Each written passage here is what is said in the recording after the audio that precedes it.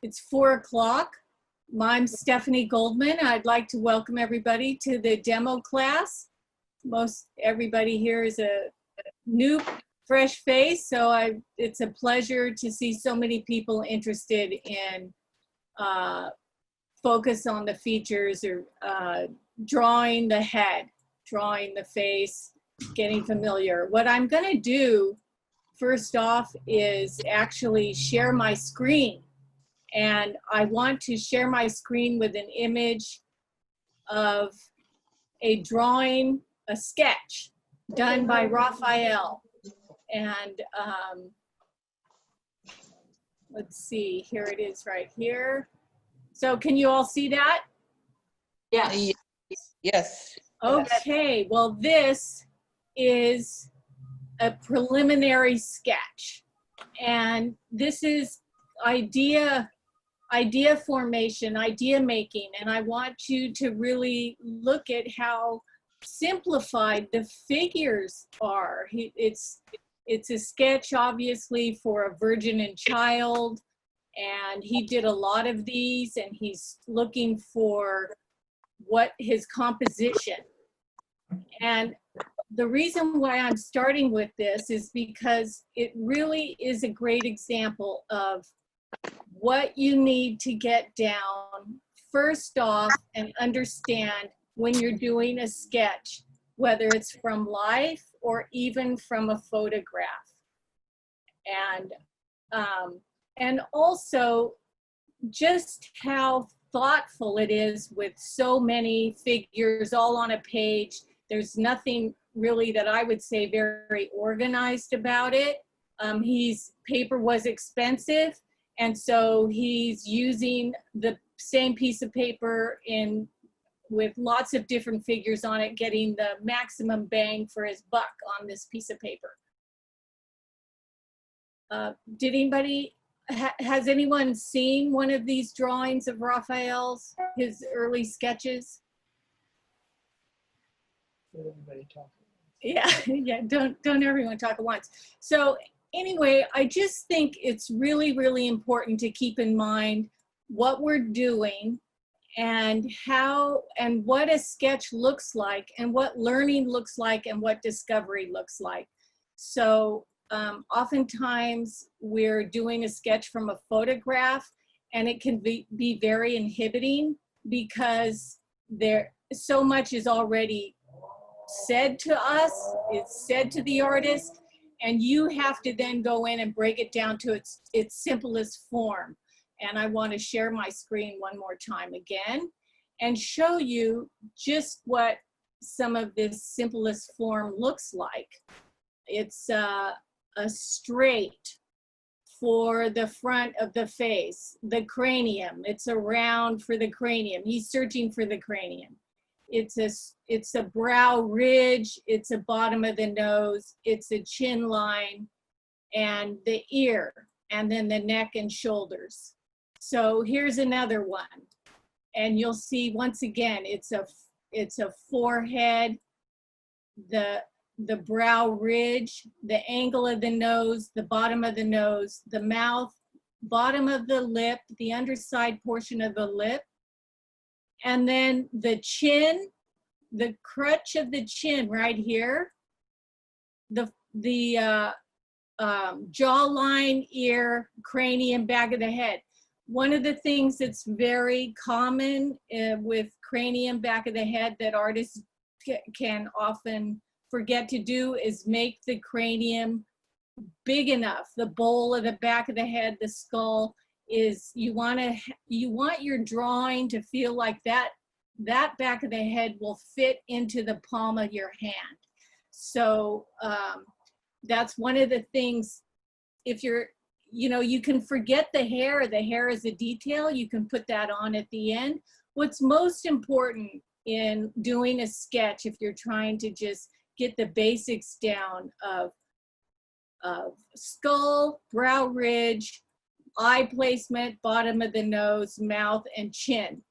That is, if you can remember to get those things first and forget the eyelashes and the eyeball and the pupil, until later on, until it feels really like you've got placement of your figure on your paper. That is the thing that you need to memorize most. So does anyone want to make a comment or a question about that?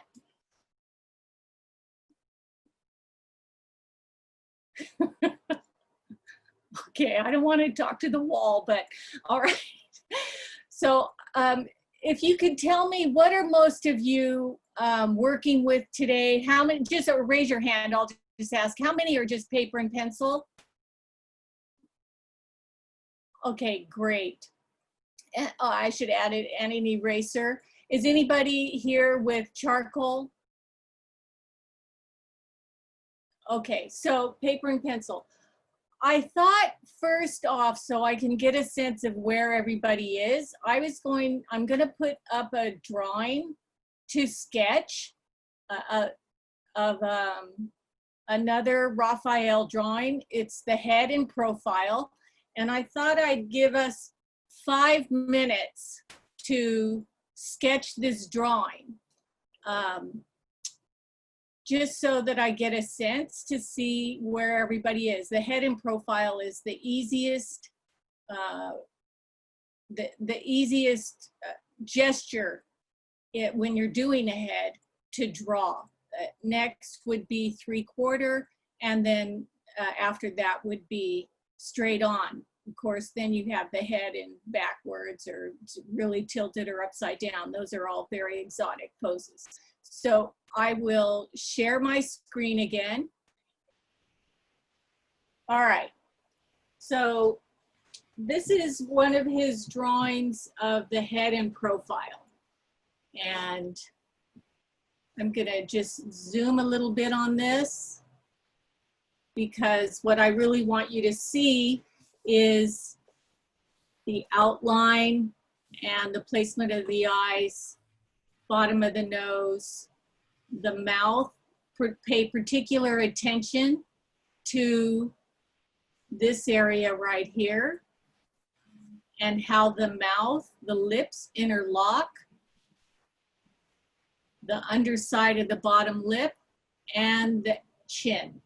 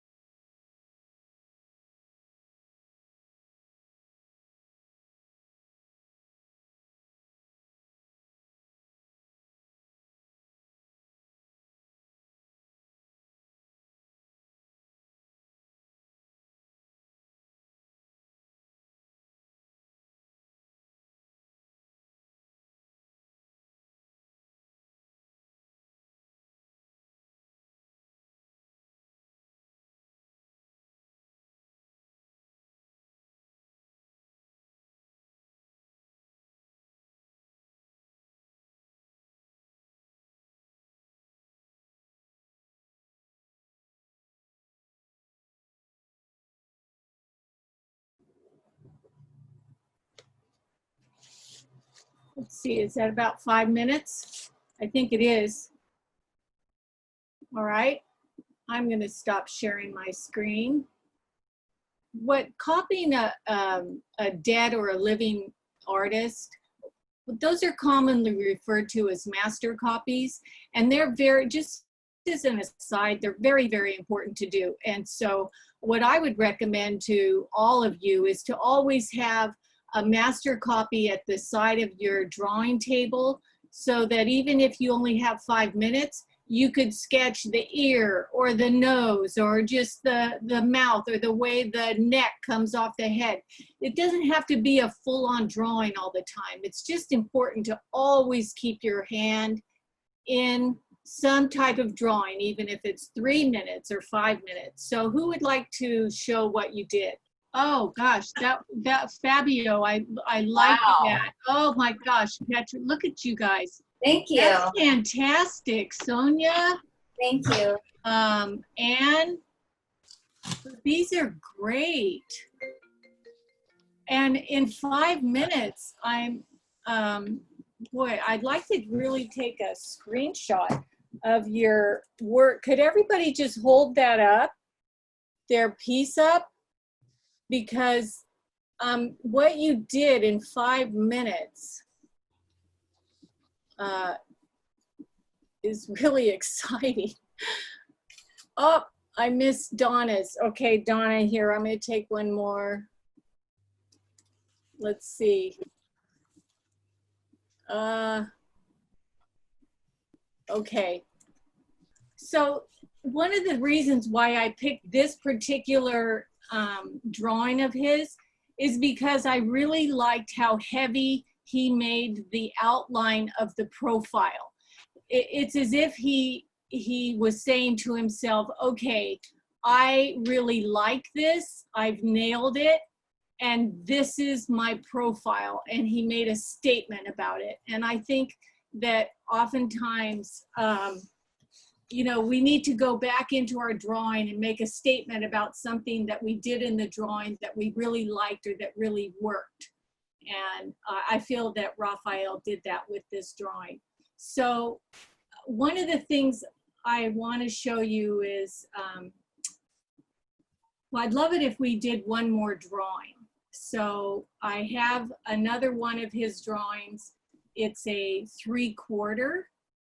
And I will share my screen of this drawing.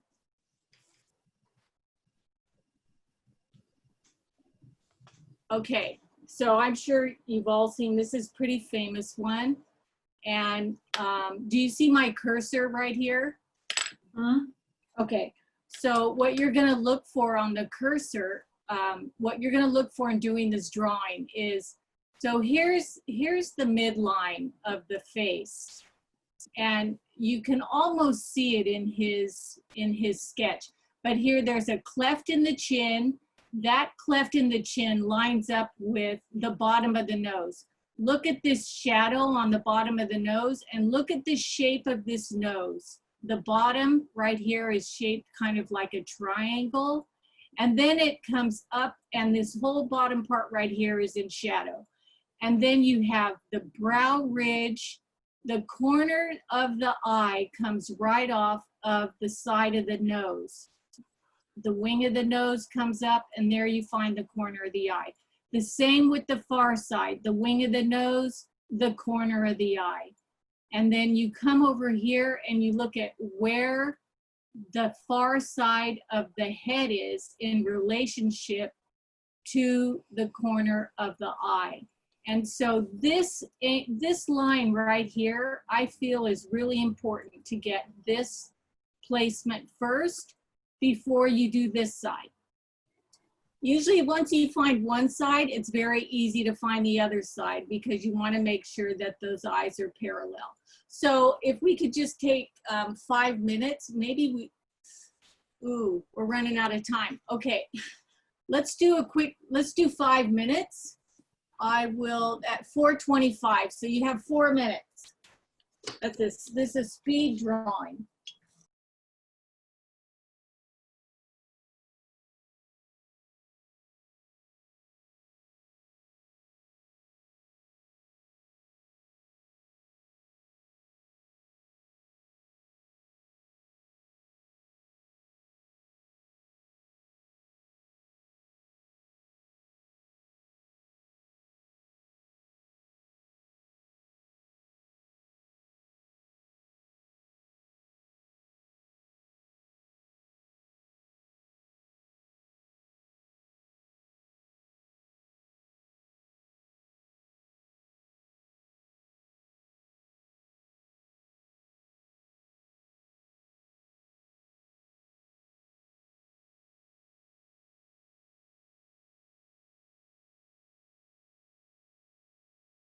So in 4 minutes, you may only get one side of the head, and that's totally okay. One of the things that is important that you get when you do life drawing is you get these 1-minute poses and 2-minute poses.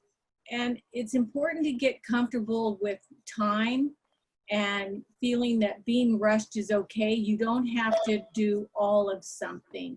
Even if you even just get a part of it, that's enough. And what's important is that you've been able to discover or find what it is that you were interested in that amount of time. So I'm going to forego the near side of the face, and I am going to just focus on the far side since 4 minutes isn't very long.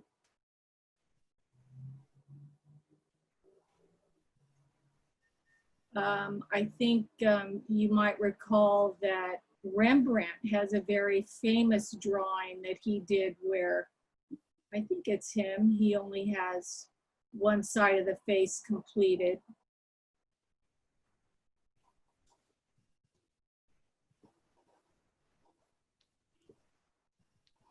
Okay, believe it or not, you have 2 more minutes. And that can be a long time.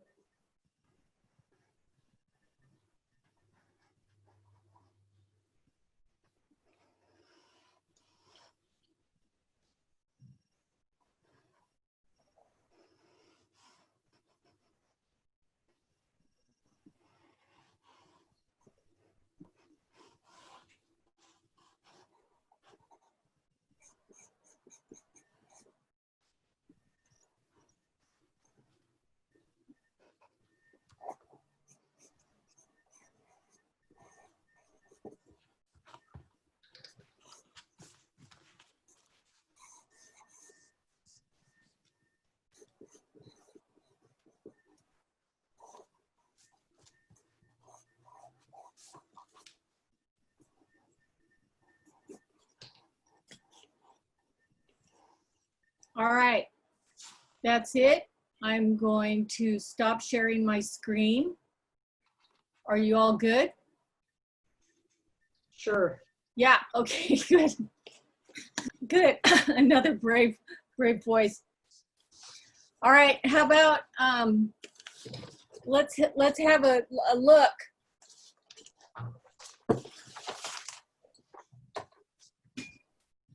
Oh my gosh, look at what you guys did in 5 minutes. That was 4 minutes. That's amazing. In 4 minutes, look at how much you got finished. And there's a lot of good solidity in these drawings. This is really, really very nice. So does anybody want to say something about this experience? I was just going to say, I think that the pressure at first, it seems this is horrible. I don't want to work under pressure, but as soon as I get going, then I realize, oh, this is really good because it's not allowing me to kind of go off and think, oh, that little part of the eye is wrong and everything. So I think we should do it to ourselves. And I loved looking at it. All of the pictures, they kind of looked like a family. It was like a cousin. It wasn't identical twins. But, it did. It did. That is really a great observation. And that's why it is important to sometimes, put yourself under pressure, because you respond differently under pressure than when you have all the time in the world. One of the things then, before we conclude this, I do want to share what I do in my class when we have more time. So I want to go to just share my screen for a second and just show you when I review somebody's work. Okay, so this was from one of my classes, And, you know, I often will take a student, if somebody doesn't want to share in front of the group, or you want just a private one-on-one, we'll go into a private session and I'll go over the drawing and we'll look at what's going on. Where is the spaces? Where are they happening that's correct? What needs to be adjusted? And, you know, just going through and looking at it with some straight lines. So this is an example of one of those. And another one would be, let's see, would be this one right here. Sometimes I'll take the model's pose, and let me see if I can share this one right here. Okay, so here, this was the model's pose, and we'll break it down together about what's happening with some of the angles that need to be looked at, so that you get a sense of where things are in relation to other things. Like when you look at in this photo in relation to the portrait that we just did of Raphael, look at how many similarities there are with, now this isn't as tipped as the Raphael drawing. His head was quite a bit, you know, that gesture was, the head was facing down. But if you were gonna move that gesture up, you can see how the bottom of the nose, it's the same. This angle here from the philtrum to the upper lip, the way the mouth, the lower lip hooks into that upper lip, you know, this is the same. This right here is so similar, the way the movement underneath the mouth to the chin, and then from the chin to the ear. So breaking a photograph down like this is really, really important, and it's something you can do with all the junk mail that you get. I'll stop sharing my screen. You can take a nice black felt pen and your junk mail, and you just start going right over the top of your junk mail, looking at those straights, looking at those relationships, and trying to find and really articulate as much as you can. The discovery that you may not know the anatomical name of that place, but you know it on yourself. You've been looking at your face for your whole life. And so, you know what to look at when you're looking at somebody else's face. Does anyone have any questions? I do. Am I unmuted? I can't tell. Yeah, you're unmuted. Oh, okay. Yeah, so Stephanie, thanks so much. This is really great. And I was just wondering, for the course itself, how does it operate? Are there models all the time? It's something about focusing on the features, but yes, you know, we how is it organized, I guess? Okay, it's organized. We have a model, and so there's pressure, there's 20-minute or 25-minute poses. The model doesn't necessarily, you know, models move, but I encourage the students to take a screenshot, or you can just work on one particular part. At each week, I go over more in depth each feature, so that you can look at that feature when you're looking at the model and add more information. Generally, in a life drawing class, there's all kinds of people are coming from various different understandings and where they want to take their drawing, or what they want to do with figure drawing or head drawing, their goals, the materials they're using. So I try to keep it broad, but also specific to each person, which is why I really like also being able to take each student into a breakout session individually, so that we can discover a little bit more about the direction they want to take their work. Not everybody's interested in being a realist, but I think most people are interested in having the features in the right place, doing what they want them to do. Mm-hmm. Okay. And in terms of that too, exaggeration even exaggeration, there is knowledge behind exaggeration. So you need to know if you're going to exaggerate the length of the nose, then you don't necessarily, you want to be careful about how far you exaggerate every other feature, you know? Mm-hmm. Okay. And then do we hold up our drawings like we just did? Or Yeah, do we hold up, we photograph have them? we have group sharing, we have individual sharing where somebody will share individually and I'll take a screenshot of that person's work and we'll all look at it individually. What? Private. I already said that. We have oohs and ahs, and then, you know, I also encourage homework. And if anybody I send to each, you know, I send to the class a screenshot from the class, any work that I took, you know, if I do something, if we evaluate a pose, anything that I've done that we've worked on in the class, I send to everybody after the class so that you have you know, a history. If you weren't able to get a screenshot because of whatever reason, you'll always have one after the fact so that you can work on your drawing even further. Question? Yeah. Anne? Yes, so if you give homework, I can't hear you, Anne. do you recommend using or doing the same picture over and over, or just a bunch of different ones to practice? You know, it really depends on your, like, what you want specifically from, in terms of where your own work needs to go. Sometimes it is really worthwhile to do the same pose over every 20 minutes, to start fresh every 20 minutes, because maybe where you're really struggling or you want to get more comfortable is just in starts, right? And so every time the model starts, starting over fresh every 20 minutes and seeing if you can get further the next time and the next time and the next time is a great way to just practice starts, and you're practicing the same pose. So it's not like you're having to reinvent the wheel every time. You're getting more comfortable with the pose. You're having more familiarity. You saw where your mistakes were, where you wanted to get better.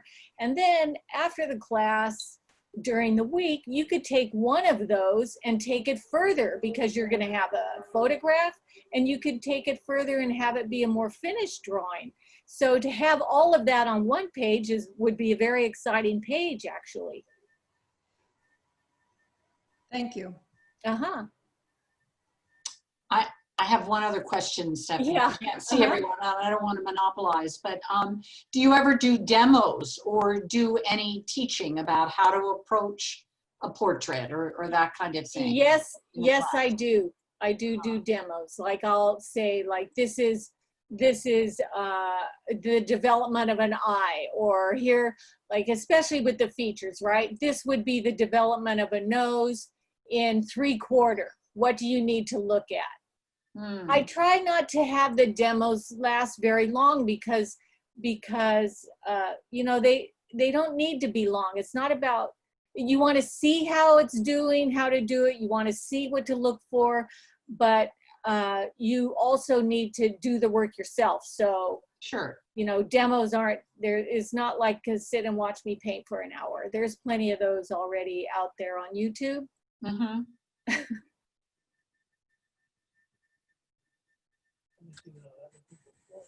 For me, Yeah, it's really that's helpful. another thing I do, actually, is I will take, like, let's say you hold your piece up, I take a screenshot of your work, and I'll do a demo on your work. I'll say, okay, look, on this is where you could take this further or add more information. And that's really helpful to be able to do that. So that's also another thing that happens in the class. I think Rebecca had a question or comment. Yeah. You got to unmute. I was just going to say what's really helpful to me is to know kind of how to approach, you know, that first, how you break, you know, do you start with, like you suggested, you know, get that side of the face in, that seemed really important to you. So knowing kind of what steps you go through in your mind when you approach a portrait. Right. Well, so when I approach a drawing, I generally work from the inside out. Uh-huh. And starting with the T is really important, right? What's the T? It's the direction of the head, you know, where is it headed, right? And the brow ridge. So knowing where this brow ridge is. Once you set where that brow ridge is right here, then you've got the direction of the nose, the direction of the chin. Those all remain constant, right? The forehead, the brow ridge, the bottom of the nose, the chin. So wherever the head is placed, like those constants, you can rely on. And after that, a lot of times, you know, it's up to, it can be the pose or the artist that dictates what comes next. Every artist works differently. Every pose suggests something different. That's why it's important for artists to have a lot of tools in your toolbox, so that when a pose is presented to you that is so exotic, you're not like, oh, I can't do that one because I don't know how to do that. I don't have a method for that, right? You've got to figure it out. You have to problem solve. Thank you. This is a good question. A question? Yeah.